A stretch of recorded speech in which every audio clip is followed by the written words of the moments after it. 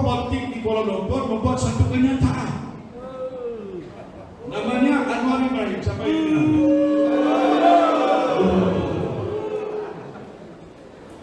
Dia buat satu kenyataan berkata bahwa Perdana Menteri namanya Tan Sri Muhyiddin saya sudah hilang kepercayaan majoriti oleh ahli parlimen. Saya tak tahu.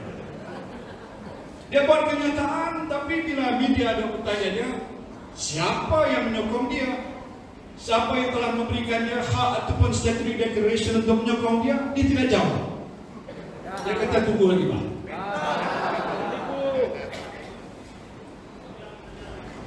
Dia kata bilangannya lebih besar.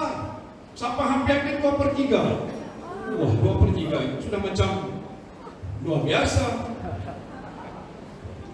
Tetapi saya tidak mau menolak begitu saja kenyataan itu karena dia mengenai kedudukan saya. I'm standing here is much to say that I'm Prime Minister, just let me know whether I am still the Prime Minister. How can we standing here say that I'm Prime Minister when he say you are no more Prime Minister? Am I still the Prime Minister? Yes! Ya, dari segi perlembagaan Malaysia, di sini ada pakar. Mudah-mudahan Dr. Tauhidin, one of the best minister I have this time.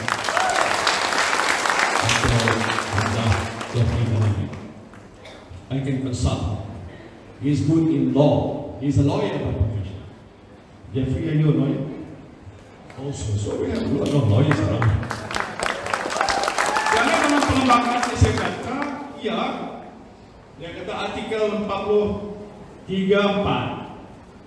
Saya semalam pembaca pagi ini terbaca supaya saya terselak masa media ambil. Maybe it's going live. What the Prime Minister say.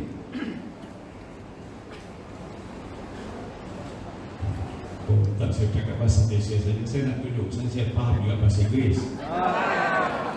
Ya, tak apa. It's a big in Sabah people speak both languages. So I'm acting like any Sabahan.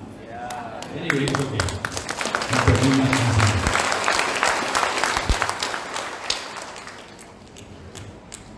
Apa dia? Ya, artikel 43 Perlembagaan Malaysia berkata bahawa apabila seseorang itu telah pun tidak mendapat majoriti sokongan ahli-ahli parlimen, maka kedudukan Perdana Menteri itu akan hilang. Ini dalam bahasa berat. Tetapi bila Datuk Seri Anwar Ibrahim menyatakan dia sudah dapat sokongan hanya dengan kenyataan segitu dan tidak disahkan oleh sesiapa saja, hatta pun belum sampai pada Yang di-Pertuan Agong untuk mengatakan yes, you have shown all the evidence to prove that the MPs ahli-ahli parlimen ini sejumlah sekian banyak telah pun menyatakan tidak sokong pada Perdana Menteri yang ada dan dialah harusnya jadi pengganti Perdana Menteri. Tetapi setakat hari ini saya sendiri tidak tahu.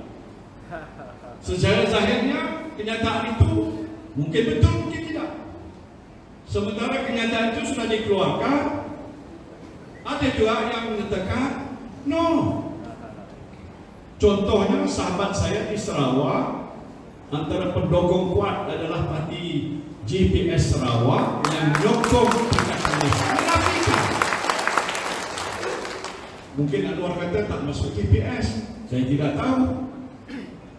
JPS ada 18 kursi. Bila Ketua Menteri Sarawak buat pernyataan menafikan, sudah tolak 18. Tidak menyokong. Kemudian ada berita yang mengatakan dalam senarai yang ada itu adalah pemimpin MP daripada UMNO. Dalam beberapa hari selepas daripada pengumuman itu, banyak nyataan yang dikeluarkan oleh ahli-ahli parlimen UMNO mengatakan no, I'm not in that list. Menafikan, dia tidak ada dalam senarai itu. Adakah semua ahli-ahli UMNO dan pemimpin UMNO, majlis ahli parlimen itu sudah beredar untuk sokong beliau yang jumlahnya 30 berapa? Tetapi dengan jawapan beberapa yang sudah disebutkan konon lah terlibat, menafikan itu, dan saya menjadi ragu lagi. Betulkah? Ya, apa yang disebutkan atau itu hanya satu pernyataan politik? This is not about politics. This is about constitution. This is about the country. This is about politics. Negara. Saya tidak katakan bahwa saya menolak apa yang ada dalam perlembagaan. I'm very much a leader who is responsible. Whatever is in the constitution, we all abide by. Saya terikat dengan perlembagaan itu. Tetapi saya juga paham, saya sudah pun merujuk soal itu kepada peguam negara. Dan saya tanya pada dia, bahwa apakah hari ini saya masih lagi Perdana Menteri? Dia kata masih Perdana Menteri. Hari ini saya berdiri di kampungnya, saya masih lagi Perdana Menteri. Betul yang Jeffrey, betul Dr. Jeffrey sebut tadi, Prime Minister. Saya duduk tadi, saya kata, ya saya Prime Minister. Ya. Tak apalah, saya kira ingat kuasa. Kalau ada begitu keadaannya, peruntukan yang ada dalam perlembagaan berkata, mungkin bila yang di Tuan Agong sudah agak ditunjukkan dengan bahan bukti kalau ada bahawa dia mendapat bilangan majoriti yang dia klaim, maka tentu yang di Tuan Agong akan menitah saya untuk datang menghadapnya untuk beritahu, unfortunately you have lost the majority support of Adipan. Sampai sekarang saya tidak dipanggil, saya tidak tahu, saya nak pergi pun. Kenapa? Betul. You should be my advisors and see whether I'm right or not. Jadi sebab itu saya tidak bertindak dengan terburu-buru, hanya ingin menjejaskan kedudukan saya dan saya berduduk sampai mau mati di atas kursi Perdana Menteri. Tidaklah. Because I abide by what is the law and the constitution of the country. Tetapi peraturan yang ada itu telah terbukti. Kalaulah disebabkan saya sudah tidak mendapat majoriti yang disebutkan oleh Datuk Seri Anwar Ibrahim, dan saya pun dah dititah untuk menghadap yang belum lagi dititah menghadap. Ini andaian saja, an assumption. Maka barulah saya boleh buat dua perkara. Perkara yang pertama ialah untuk memaklumkan bahawa kalau dah begitu keadaannya, maka saya akan mengosongkan kursi. Which basically next time I come here, I am just a visitor. Harap-harap masih Perdana Menteri lagi yang baru, yang ke-9. Mana dah tahu.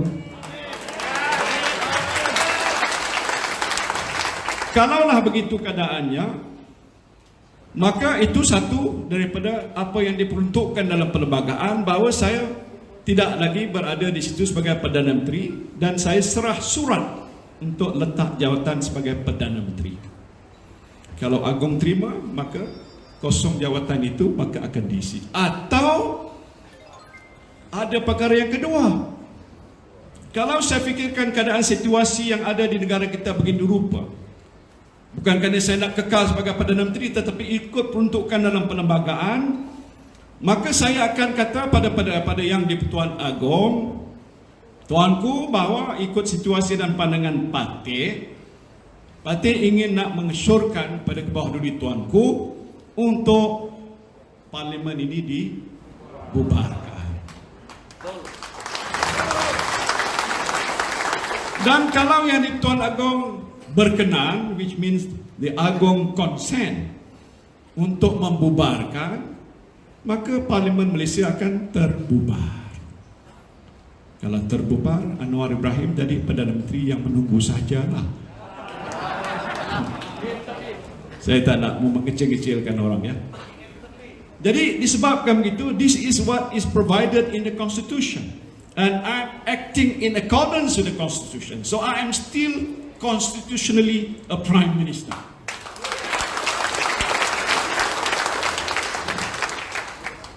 Saya nak sebutkan ini ialah kerana ini isu besar.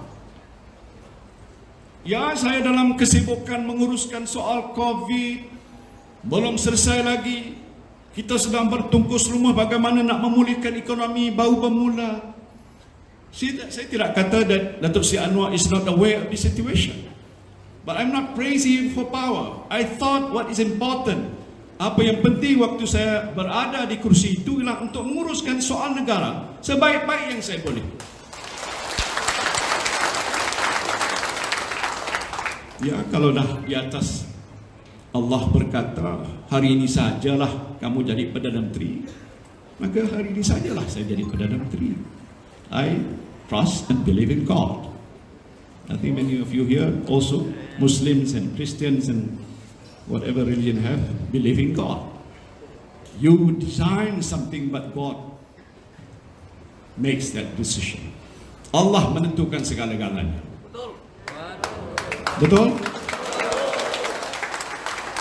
Tapi hasrat saya, saudara, kalau tanya hari ini, ialah untuk meneruskan tugas saya ini. Sampailah ketika mana saya tidak dibolehkan lagi. I don't know, could be one day, or 1 week, or 1 month, not too sure. It doesn't matter. A day means a lot of things that the Prime Minister can do for the country. 7 months that I'm here, I think I've done a lot for the country as well.